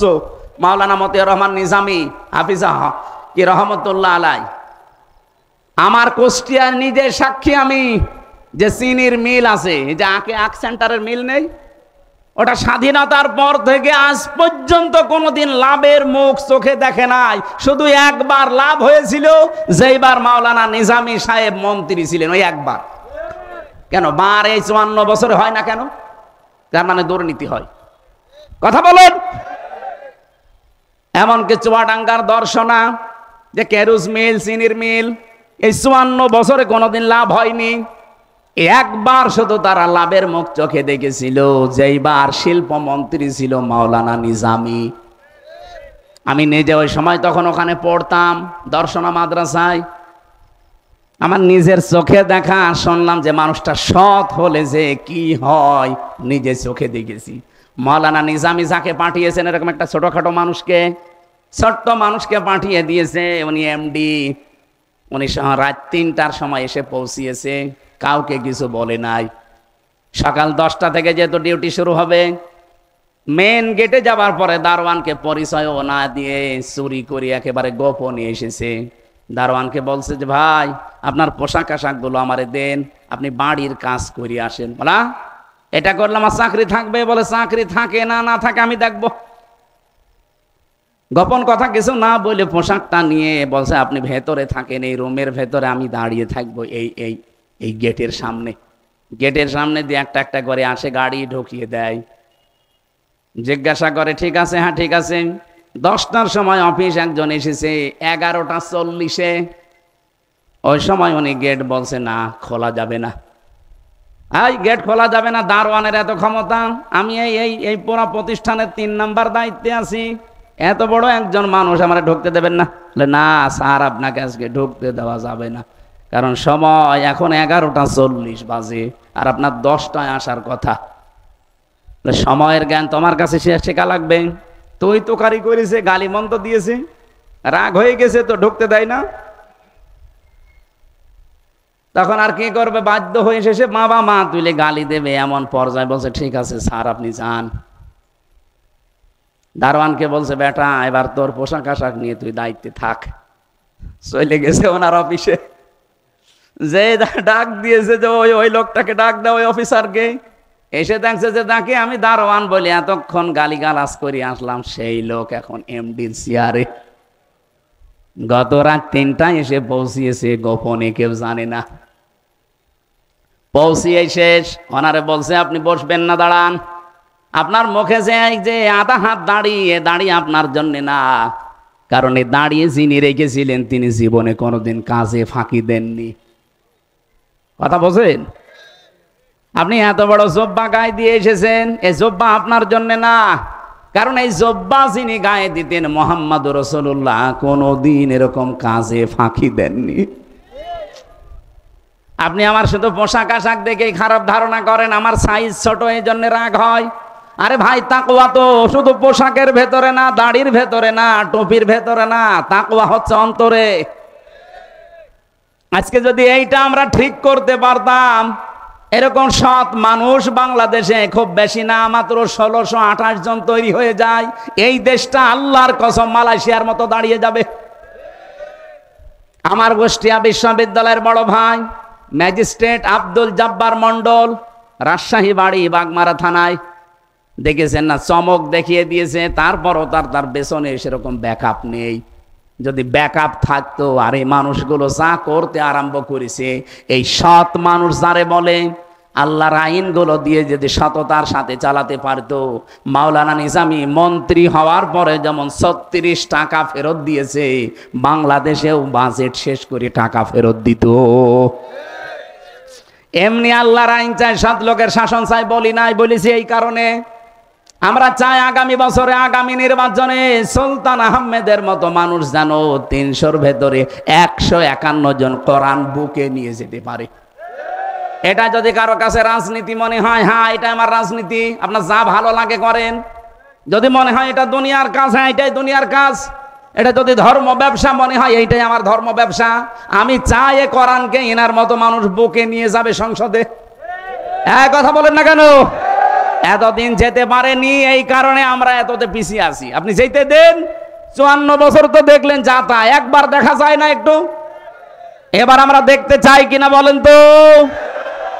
আন্দাজে হাত তুলবেন না, দেখতে চান যারা তারা হাত তোলেন। লিল্লাহে তাকবীর। দেখেন তো হাত তোলেনি কে, দেখেন না, এখন অনেকে হাত তোলেনি আমি দেখতে পাচ্ছি। ঠিক আছে, আপনার তোলা লাগবে না, আপনি ওই 54 বছরে ফিরে যান। কিন্তু এবার বাংলাদেশে আমরা যা দেখলাম, জরিপ, আন্তর্জাতিক জরিপগুলো দেখেন, আগস্টের 5 তারিখের আগে এই দেশে মাত্র 100 জনের 15 জন মানুষ বলতো যে আমরা এই দেশে রাষ্ট্রীয়ভাবে ইসলাম চাই। তার ভেতরে সুলতান সাহেব একজন, মাত্র 15 জন। জিজ্ঞাসা করে দেখেন ওনারে, উনি রাষ্ট্রীয়ভাবে ইসলাম চাই কিনা। কিন্তু এখন এই যে মে মাসের, আজকে চলছে 17 তারিখ, মে মাসের 11 তারিখের রিপোর্ট বলছি, এটা আমি নিজে বানিয়েছি, মাইক্রোসফট বানিয়েছে, খ্রিস্টানরা বানিয়েছে, তামাম দুনিয়ার 257টা দেশ। এই বাংলাদেশের রিপোর্ট হচ্ছে এখন এই দেশে 100 জনের 77 জন মানুষ বলছে আমরা রাষ্ট্রীয়ভাবে ইসলাম চাই। কারণ মানুষ এখন বুঝে ফেলেছে, গোবিন্দ পরামানিকের মতো হিন্দু ওই বেটা বলছে যে ইসলাম যদি এ দেশে কায়েম থাকে, তাহলে আমরা অন্য জাতির মানুষেরা সবচাইতে বেশি নিরাপদে থাকতে পারবো। এমনি বলছে না, বাস্তবতা বুঝে বলছে। আমরা এটা চাই না বলেন তো? এই জন্য ন্যায় ইনসাফের পথিক, এই দাঁড়িপাল্লা, এই নিবন্ধন অবৈধভাবে যারা আটক করে রেখেছিলেন, হাইকোর্ট পর্যন্ত এ কথা বলছে যে পৃথিবীতে এই প্রথম নিদর্শন, 8ম নিদর্শন, এটা 9ম নিদর্শন দুনিয়ায়, যে কোর্টের দ্বারা কারো নিবন্ধন, কারো প্রতীক বাতিল হয়। এ পৃথিবীতে কোনো জায়গায় আমরা শুনিও নি, দেখিও নি। তাহলে কি অবিচার চলেছে আপনি বলেন? এই বৈষম্য আর থাকতে দেওয়া যাবে? আগামীতে চাই এগুলো ফেরত দিয়ে দেন। জনগণ যারে চাইবে সে যাবে, জোর করে গেলে যে টিকে থাকা যায় না। যারা 41 সাল টার্গেট দিয়েছিল গেছে? বলেন বলেন না, টার্গেট দিলে সব হয় না। আল্লাহর আইন লাগবে এবং সৎ মানুষের শাসন এই জমিনে আমরা যদি দেখতে চাই, আল্লাহ রাব্বুল আলামিন চর্ম চোখে তুমি এটা দেখার তৌফিক দিও যে দেশটা অন্তত তোমার কালাম দিয়ে চলছে। আপনি মিনি জান্নাত হয়ে গেছে দেখতে পাবেন। আমি চলে গিয়েছিলাম অন্য লাইনে, যে কথা বলতে চাচ্ছিলাম, প্রথম আমি আরম্ভ করেছিলাম এই কথা নিয়ে যে পৃথিবীতে আপনি 3টা জায়গায় সম্পদ খরচ করলে জবাব দেওয়া লাগে না। তার ভেতরে 1 নম্বরে কোরআন প্রসারে, কোরআন প্রসারে, কোরআন শিক্ষায় আর কোরআন কায়েমে। আজকে থেকে জীবনে সিদ্ধান্ত নিয়ে নেবেন যে যতদিন আছি আমার সব কিছু ব্যয় হবে কোরআন প্রসারে, কোরআন প্রসারে, কোরআন কায়েমে। আল্লাহ আমাদেরকে কবুল করেন, বলেন আমিন। সূরা আলে ইমরান থেকে 104 নম্বর একটা আয়াত পড়েছিলাম, লক্ষ লক্ষ হাদিস থেকে একটা হাদিস পড়েছিলাম। আপনাদের কি কষ্ট হচ্ছে? শেষ করে দেব এখনই, আরেকটু সকাল শোনা যাবে না? আল্লাহ রাব্বুল আলামিন কিছু গুরুত্বপূর্ণ যে মারুফ শব্দের আমি ব্যাখ্যা করব আজকে। কিছু গুরুত্বপূর্ণ তথ্য আছে, আপনি দেখবেন জীবনেও শুনেছেন কিনা আমার মনে হয় না, শোনেননি। অলতাকুম মিনকুম উম্মাতুন, আল্লাহ তাআলা সহজভাবে না বলে গ্যারান্টি দিয়ে বলছেন অবশ্যই তোমাদের ভেতরে একটা দল থাকতেই হবে। যারা দলদারির কথা শুনলেই মনে মনে রাগ করেন, হ্যাঁ দল করা লাগবে মানে আমি কি নামাজ পড়ি না, রোজা রাখি না, আমার বউ পর্দায় থাকে, আমি হজ করে এসেছি, আমার দলদারি করা লাগবে মানে? আল্লাহ বলছেন একটা দল থাকা লাগবে। আপনি কি আল্লাহর চাইতে বেশি বোঝেন? বলেন। অলতাকুম মিনকুম উম্মাতুন, উম্মাতুনের আগে আলিফ লাম নেই যে দলটি না, উম্মাতুন মানে একটা দল। অবশ্যই তোমাদের ভেতরে মধ্যে একটা দল থাকতেই হবে। কি করবে সেই দল? ইয়াদউনা ইলাল খায়র, যারা ভালো কাজে মানুষকে ডাকবে। এখন ভালো কাজ কি? আমরা বাংলাদেশের মানুষ অধিকাংশ মনে করি ভালো কাজ মানে চলো ভাই সলিমুদ্দিন নামাজ পড়তে যায়, ভালো কাজ। কে বলেছে আপনাকে? চলো ভাই সলিমুদ্দিন ওই জায়গায় মিলাদ হচ্ছে, একটু মিলাদে যাই। কে বলেছে এটা ভালো কাজ? ভালো কাজ কোনটা এ ব্যাখ্যা দেবে আমির হামজা। কথা বললেন না? আপনি ডাক্তার সুলতান সাহেবের ব্যাখ্যা শুনলে মানবেন। হামজা যত বড় আলেম হোক, হামজার ব্যাখ্যা মানবেন যতক্ষণ হামজা এবং সুলতানের ব্যাখ্যা আল্লাহর সাথে না মিলবে। আল্লাহ পাক বলেন ভালো কাজ কোনটা, কোরআন শরীফ আপনি পড়বেন, একটার সাথে আর একটা মিল করা আছে। ভালো কাজ আমি নিজে দেখেছি কোরআনের সফের ভেতরে, যালিকুম খায়রুল লাকুম। আল্লাহ বলেন এইটাই ভালো কাজ। কোনটা? এইটাই ভালো কাজ। কোনটা? ইন কুনতুম তা'লামুন, যদি তোমরা বিষয়টা জেনে থাকো। আল্লাহ এতটুকু বলেই শেষ করলেন আয়াতটা। এবার এটা ভালো কাজ কি আল্লাহ ব্যাখ্যা দিয়েছেন এর আগে। সূরা সফের 9, 10, 11 নম্বর আয়াত পর্যন্ত বাড়ি যে মিলাবেন আজকে। ভালো কাজ কোনটা আপনি নিজেই বুঝে ফেলবেন। রব্বুল আলামিন জানাতে চেয়েছেন, হাল আদুল্লুকুম আলা তিজারাতিন তুনজিকুম মিন আযাবিন আলিম। আমি কি দালালাত করব, ইঙ্গিত দেব, তোমাদেরকে বলে দেব, সন্ধান দেব, জানাবো যে পৃথিবীতে একটা কাজ যদি তোমরা করো ব্যবসা, তাহলে তোমাদের জাহান্নামের কঠিন আযাবে যাওয়া লাগবে না। সেই ব্যবসাটা, সেই কাজটা কি? তুমিনুনা বিল্লাহি ওয়া রাসূলিহি, আল্লাহর প্রতি ঈমান এমন ভাবে আনবা যে ঈমানের ভেতরে কোনো ভেজাল থাকবে না। আর এদিকে তাকান, বাংলাদেশে ঈমানদারদের ভেতরে ভেজাল আছে না নেই? আমার মনে হয় এই ভেজাল ঈমানদার যদি আপনি আস্তে আস্তে বাদ দেন, তো ঈমানদারই খুঁজে পাবেন না। ঈমানের ভেতরে ভেজাল কিভাবে ঢোকে আমি এখানে 10টা পয়েন্ট লিখেছিলাম। আমরা যে ওযু করি, ওযু ভেঙে যায় 7 কারণে। কয় কারণে? এই 7 কারণের এক কারণও যদি আপনার ভেতরে পাওয়া যায়, আপনার ওযু থাকবে। বলেন বলেন। এই যে রক্ত বের হয়ে গড়িয়ে যদি পড়ে, তাহলে ওযু ভেঙে যায়। আপনি আলেমদেরকে জিজ্ঞাসা করেন, কিন্তু রক্ত বা পুঁজ যতক্ষণ আপনার শরীরে লেগে থাকবে, পড়িয়ে যাচ্ছে না, ততক্ষণ আপনার ওযু থাকবে। কিন্তু গড়িয়ে পড়ে গেলে ওযু শেষ। কথা বলছেন না কেন? এই ভাঙ্গা ওযু দিয়ে নামাজ। বলেন বলেন। এটা যেমন সহজে বুঝলেন যে ভাঙা ওযু দিয়ে নামাজ হয় না। রোজাও ভেঙে যায়, নামাজও ভেঙে যায়। নামাজ ভাঙে কয় কারণে? 19 কারণে। এর একটাও যদি পাওয়া যায় বলেন তো ওটা কি নামাজ না নামাজ শেষ? ওটা আবার পড়া লাগবে? এগুলো সহজে যেমন বোঝেন, ঈমানও তো ভেঙে যায়, নষ্ট হয়ে যায়। ঈমান যে 10 কারণে ভেঙে যায়, নষ্ট হয়ে যায়, এখানে অনেকেই আমরা জানি না। কথা বলেন না কেন? একটা কারণে, প্রথম কারণ হচ্ছে শিরিক। কেউ যদি শিরিক করে তার ঈমান আর থাকে না, ভেঙে যায়, নষ্ট হয়ে যায়। আবু জেহেলের ঈমান ছিল কিন্তু শিরিক ছিল, এজন্য ওর ঈমানে কোনো কাজ হয়েছে? এখন যদি বলেন আবু জেহেলের ঈমান ছিল মানে হ্যাঁ ছিল।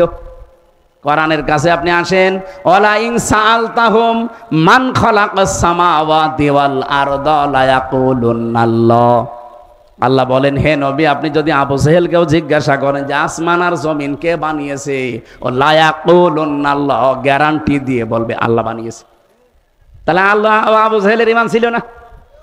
ঈমান ছিল, পাশাপাশি ও আল্লাহর সাথে শিরিক করত। এই জন্য ওর ঈমান আছে না ভেঙে গেছে? বাংলাদেশে বহু ঈমানদার আমরা এখন ঈমানের দাবি করছি, কিন্তু ঈমান নেই, ঈমান ভেঙে গেছে। ও বাংলার মুসলমানেরা, এই জন্য এই ব্যবসা করে যদি আপনি জাহান্নাম থেকে বাঁচতে চান, আর এইটাই যেহেতু ভালো কাজ, তাহলে ঈমান আনা লাগবে শিরিক মুক্ত না শিরিক যুক্ত? এরপরে রাসূলিহি, রাসূলের উপর ঈমান আনা লাগবে। তার মানে নবুয়তের যে জিন্দেগি 40 থেকে 63, এই 23 বছরের 1 সেকেন্ডও আপনি বাদ দিতে পারবেন না। এক কথা বলেন না কেন? উনি যা যা করেছিলেন এই নবুয়তের জিন্দেগিতে তাই করা লাগবে। উনি 13 বছর মার খেয়েছিলেন, আমরা 15 বছর মার খেয়েছি। উনি 10 বছর রাষ্ট্র চালিয়েছিলেন, আমরা 1 বছরও পাইনি। তার মানে এই সুন্নতটা পালন করা লাগবে না? রাসূলের প্রতি ঈমান আনা মানেই তার এই জীবনটা মেনে নেওয়া। 3 নম্বরে কি? অতুজাহিদুনা ফি সাবিলিল্লাহ বিআমওয়ালিকুম ওয়া আনফুসিকুম। আল্লাহ পাক বলেন, তারা যুদ্ধ করবে, জিহাদ করবে, সংগ্রাম করবে, আন্দোলন করবে জান আর মাল দিয়ে, যার তার রাস্তায় না, আল্লাহর রাস্তায়। বলেন বলেন। ওয়া ইয়ামুরুনা বিল মারুফ, তারা ভালো কাজে আদেশ করবে। অবরগোনাবাসী, ঈমান থেকে এবার কথা বলবেন, এই বাংলাদেশে কি ভালো কাজের আদেশ আছে না অনুরোধ আছে? কি আছে? বলেন বলেন। আল্লাহকে এখানে পুরা কোরআনে কোন জায়গায় আপনি পাবেন যে ভালো কাজে অনুরোধ করো? না। হয় তা'মুরুনা না ইয়ামুরুনা, আপনাকে আদেশ করা লাগবে। আর আদেশের জায়গায় না থাকলে আদেশ করা যায় না। চেয়ারে না থাকলে আপনার আদেশ কেউ শুনবে? বলেন বলেন। আপনি যে আলটা যে খালি রাজনীতি মনে করেন, এইটাই আসল নীতি। আল্লাহ বলেন ওয়ায়ামুরুনা বিল মারুফ, তারা ভালো কাজের দিকে মানুষকে ডাকবে। ভালো কাজ কোনটা? ওই যে যেটা বললাম, আল্লাহর জমিনে আল্লাহর রাস্তায় জান আর মাল খরচ করা, এটা ভালো কাজ। ওয়ায়ামুরুনা বিল মারুফ, তারা ভালো কাজে আদেশ দেবে। এই বাংলা অর্থটা আসলে ঠিক নেই। এই আয়াতের ভেতরে বাংলা অর্থ এটা হয় না। ইয়ামুরুনা, তারা আদেশ করবে, অনুরোধ করবে না, আদেশ করবে, নির্দেশ দেবে, আইন জারি করবে। কিসের? বিল মারুফ। মারুফ মানে কি? এই যে এই ব্যাখ্যাগুলো ঠিক না ভাই, এগা আধুনিক ব্যাখ্যায় নিয়ে আসবেন এই শব্দগুলো। মারুফ শব্দের শাব্দিক অর্থ, এর আগে দেখবেন আলিফ লাম দিন নির্দিষ্ট করে দিয়েছেন মারিফা, এর আগে বা আছে। ওয়ায়ামুরুনা বিল মারুফ, আমি আলেমদেরকে বলছি এবার এটা দরকার। এই মারুফটা বোঝাতে হলে আরাফা ইয়ারিফু উরফুন, এর বাংলা অর্থ হচ্ছে পরিচিত হওয়া। কি পরিচিত হওয়া না? পরিচিত আপনি কোথায় হইলেন? আল্লাহ যে নির্দেশ করলেন যে পরিচিত কাজগুলো তোমাকে নির্দেশ দেওয়া লাগবে, পরিচিত কাজ কি? এই পরিচিত কাজ জানার জন্য আপনাকে একটা ক্লাসে যাওয়া লাগবে। এই এদিকে তাকান, যে চলে যায় যাক, আপনি শোনেন আগে। এই যে পরিচিত কাজ, একটা শব্দ শুনবেন, এরকম 918টা জিনিস আপনি একবারে জেনে ফেলবেন। কোরআনে এই একটা শব্দের ভালো করে ব্যাখ্যা বোঝেন। যেহেতু আল্লাহ ইয়ামুরুনা বিল মারুফ, তারা আদেশ করবে পরিচিত জিনিস। পরিচিত জিনিস কি? আর আমরা পরিচয় হলাম কোন দিন থেকে, কখন আমার সাথে এর পরিচয় আছে? একটা ক্লাসে আপনি ফিরে যান, ওই ক্লাস থেকে আপনি পরিচিত জিনিসগুলো জানতে পারবেন। যে ক্লাস আল্লাহ নিজে নিয়েছিল আর একজন নবীর মাধ্যমে আল্লাহ ক্লাস করিয়েছেন। ও আল্লামা আদামাল আসমা কুল্লাহা, কি শোনেননি আয়াত? আল্লাহ শিক্ষা দিয়েছিলেন আদমকে, কি শিক্ষা? এসএম এর বহুবচন আসমা, ওয়া আল্লামা আদামাল আসমা কুল্লাহা, তার কাছে যা ছিল সব জিনিসের নাম তিনি শিখিয়েছিলেন। না, এটা বাংলা অর্থ ভুল। কে বলেছে এসএম এর বহুবচন আসমা দিলে আপনি অর্থ করতে পারবেন? আমরা অধিকাংশ আলেম মনে করি এখানে আল্লাহ মনে হয় আদমকে এই ক্লাসে শিখিয়েছিলেন নাম মানে এই গরু, ছাগল, হাঁস, মুরগি, ঝিঙা, পটল, এই সমস্ত জিনিসের নাম। নাকি আপনি কোনো দিন আপনি চিন্তা করেছেন বলেন তো যে আল্লাহ নিজে ক্লাস নিচ্ছে আর এখানে ক্লাস করছে আমার মতো সলিমদ্দি গলিমদ্দি না, কে? নবী, একজন নবী আদম আলাইহিস সালাম। আর ক্লাসরুম যেটা, ওটা কি এই বড়গোনা বেতাগি? কোন জায়গা? জান্নাত। ক্লাসরুম অনুযায়ী এই যে বিশ্ববিদ্যালয়গুলো যে এই যে মার্কিং করা হয়, 1000-এর ভেতরে বাংলাদেশ নেই কেন? কারণ ওই সমস্ত জায়গায় যে র্যাঙ্কিং, যে অবস্থান, তাদের স্তরগুলো কি দিয়ে তারা র্যাঙ্কিং করে? ক্লাসরুমের ভেতরে এমন এমন কিছু তারা সেট করেছে যা থেকে এমন কিছু বের করা যায়। ওই 1000-এর ভেতরে বাংলাদেশ নেই কেন? এই কারণে নেই, কারণ এখানে 1000-এর ভেতরে থাকার মতো যোগ্যতা পর্যন্ত আপনি যেতে পারেননি। তাদের যে গবেষণা সেল, গবেষণাগার, যে কিতাব, যে আধুনিক যন্ত্রপাতি তারা সেট করেছে। আমি মালয়েশিয়া ইন্টারন্যাশনাল ইসলামিক ইউনিভার্সিটিতে গিয়েছিলাম, ওদের লাইব্রেরিতে ঢুকে দেখি আমার কুষ্টিয়া বিশ্ববিদ্যালয়ের লাইব্রেরির কমপক্ষে 50 গুণ বড়। এখানে কিতাব খুঁজতে হলে 10 মিনিটে সব শেষ, আর ওখানে কিতাব খুঁজতে হলে কম্পিউটার লাগে। কত তালায়, কত কত সেলফে কোন কিতাবটা আছে আপনি কম্পিউটারে টিপ দেবেন, ওই জায়গায় যাবেন, তারপরে আর ঘুরে ঘুরে যদি দেখতে হয় 3 দিন পর একটা কিতাব পাবেন। ক্লাসরুম এবং গবেষণাগার ওই পর্যায়ের না হলে গুরুত্বপূর্ণ জিনিস ওখান থেকে শিক্ষা দেওয়া যায় না। আপনি এখান থেকে মিলান, একটা ক্লাস নিচ্ছে আল্লাহ নিজে, শিক্ষক উনি নিজে, ছাত্র আমার মতো হামজা না। ছাত্রকে আদম নবী, একজন নবী, ছাত্র তাও প্রথম নবী। এরপরে ক্লাসরুমও সাধারণ জায়গা না, ক্লাসরুম সরাসরি কি মনে হয় ওখানে আল্লাহ আলু, পটল, ভেঙা, সেগুন, এই বাঁশ, খেতা, এগুলো শিখিয়েছে। কি শিখিয়েছে? এই যে ইয়ামুরুনা বিল মারুফ, আমরা যেটা বলি যে সৎ কাজের আদেশ করো, কে বলেছে আপনাকে? এই পৃথিবীতে যত ভালো ভালো কাজ, ওয়ায়ানহাউনা আনিল মুনকার, তারা নিষেধ করবে না, শুধু বাধার সৃষ্টি করবে না। শব্দের শাব্দিক অর্থ হচ্ছে প্রতিবন্ধকতা সৃষ্টি করা। এই নদীতে স্রোত চলছে, আমি আর ডাক্তার সাহেব যদি বলে ওই স্রোত বন্ধ হয়ে যা, হবে? এটা বন্ধ হওয়ার জন্য কি করা লাগবে? বাঁধ দেওয়া লাগবে। কথা বলছেন না কেন? বেড়ি দেওয়া লাগবে। কথা বলেন। এখানে আমার মতো ডাক্তারের মতো কাবার ইমাম নিয়ে এসে যদি বলেন সু মন্তর সু দিয়ে দিলাম, বন্ধ হবে না, বাঁধ দেওয়া লাগবে। অন্যায় বন্ধ করার জন্য শুধু ওয়াজ করলে হয় না, অন্যায় বন্ধ করার জন্য আইনের পাশাপাশি বাধা দেওয়ার মতো পেছনে এরকম সাপোর্ট লাগে। হাত দিয়ে ছেড়ে দেবেন আবার ভেঙে যাবে, পেছনে বাঁশের সাপোর্ট দেন, ওটা টিকে থাকবে। এই দেশে আজ 54 বছরে আমরা শুধু ফতোয়া দিতে পেরেছি, এই ফতোয়াকে কার্যকর করার জন্য দাঁড়িয়ে থাকতে পেরেছি। আমি নিজে ফতোয়া দিয়েছিলাম কুষ্টিয়ায়, আমার গ্রামে জেনার বিচার একেবারে সরাসরি 2 জন জেনা করেছে, মানে সরাসরি করেছে, মানুষ দেখেছেও, 4 জন সাক্ষী হলে যেহেতু প্রমাণ হয়ে যায়, দেখেছেও। আমার কাছে জিজ্ঞাসা করছে এই যে সাক্ষী, এই যে এরা, এদের জিজ্ঞাসা করেন, হ্যাঁ ওরা স্বীকার করেছে যে আমরা করেছি, আমরা করেছি, তো হয়েছে কি, এখন কি করব? আমি বললাম এর বিচার হচ্ছে এই মাটির ভেতরে বুক পর্যন্ত গেড়ে দিয়ে পাথর মেরে মেরে ফেলা, এটা কোরআনের বিচার। এটাকে আমি বানিয়েছি, সূরা নূরের ভেতরে আছে না?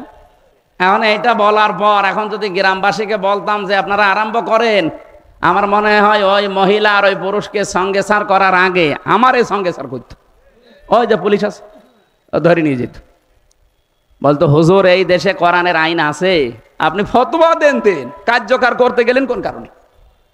আল্লাহ বলেন ওয়ায়ানহাউনা আনিল মুনকার, অন্যায় কাজে শুধু নিষেধ করবে, বাবা সলিমদ্দি এটা করো না। না, ইসলামের আইনগুলো অনুরোধ না, এটা আদেশ, ডু ইট, এটা কর।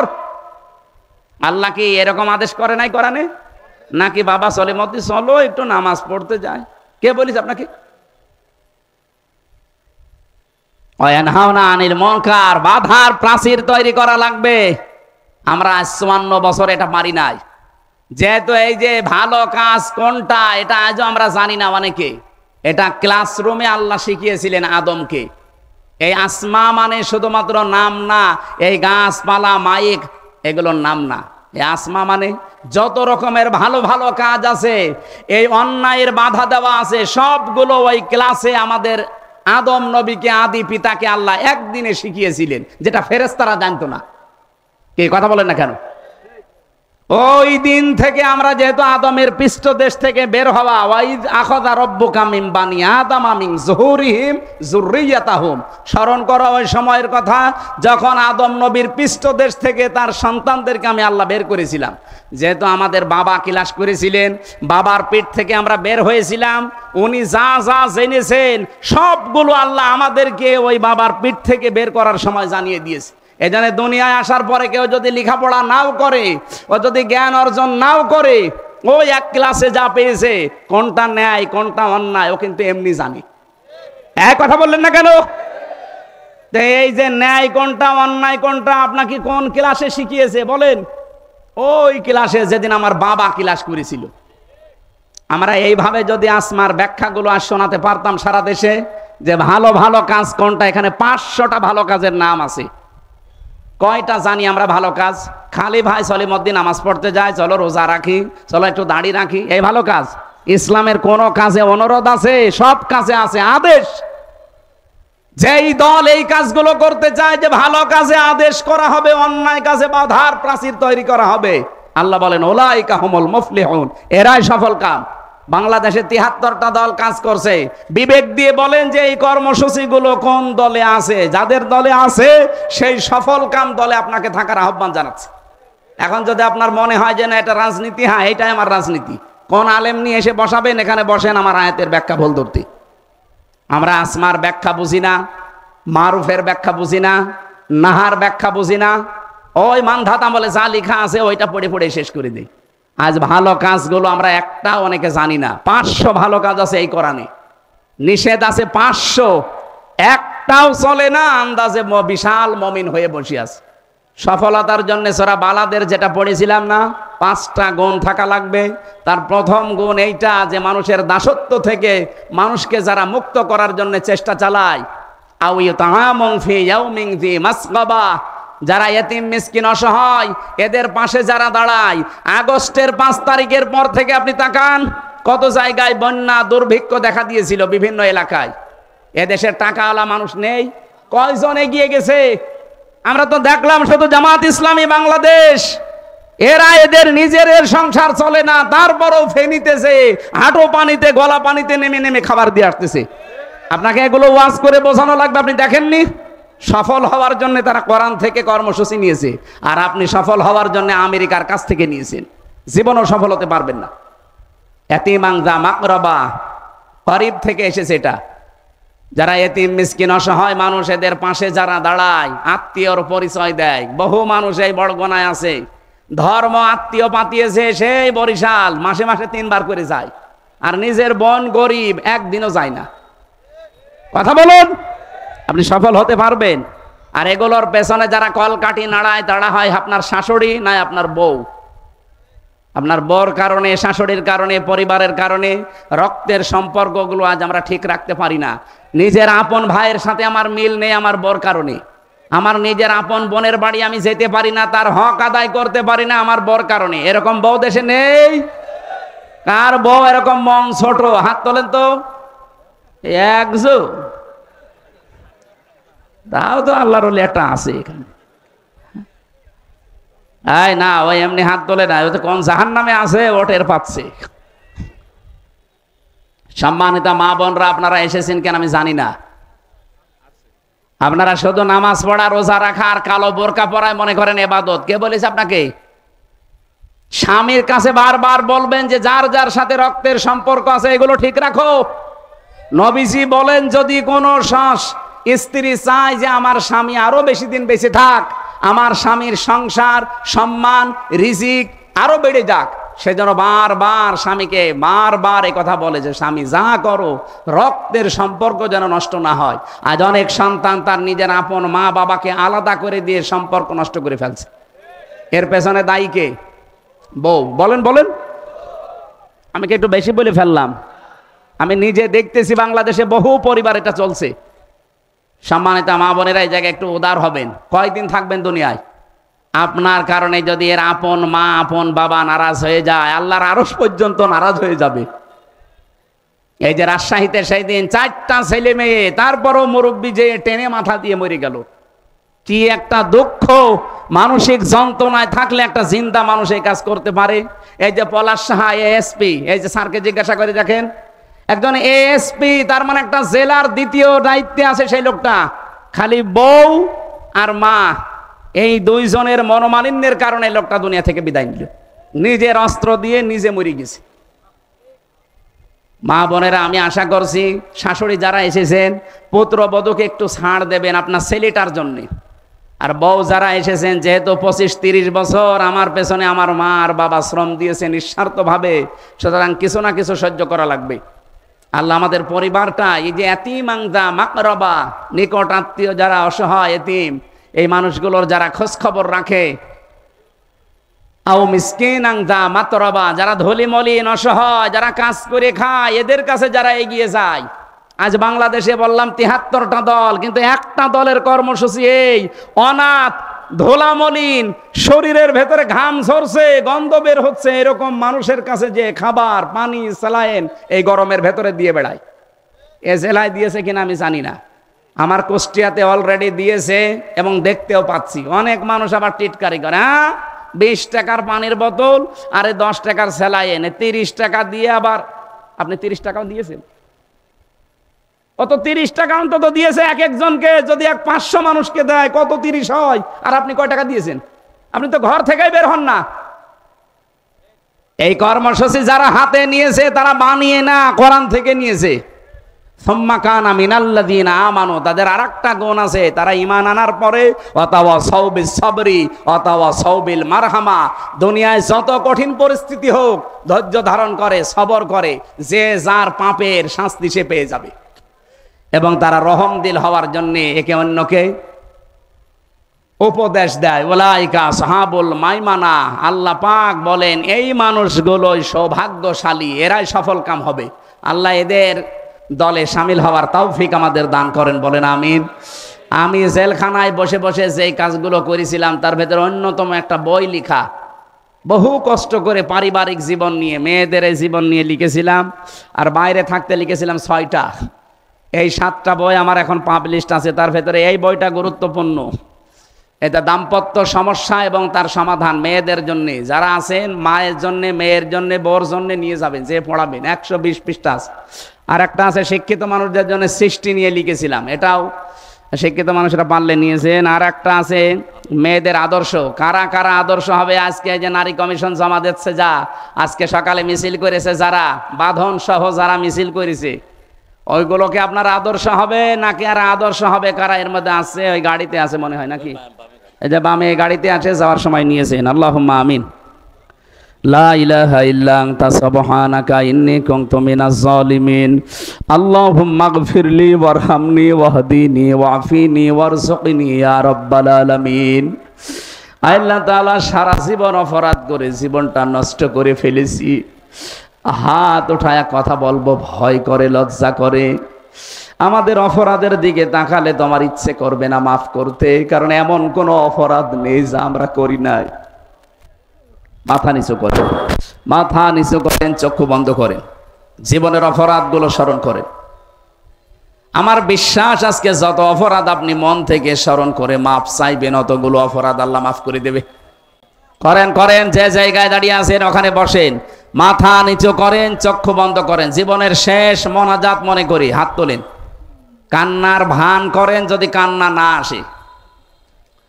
রব্বানা যালামনা আনফুসানা ওয়া ইল্লাম তাগফির লানা ওয়া তারহামনা লানাকুনান্না মিনাল খাসিরিন।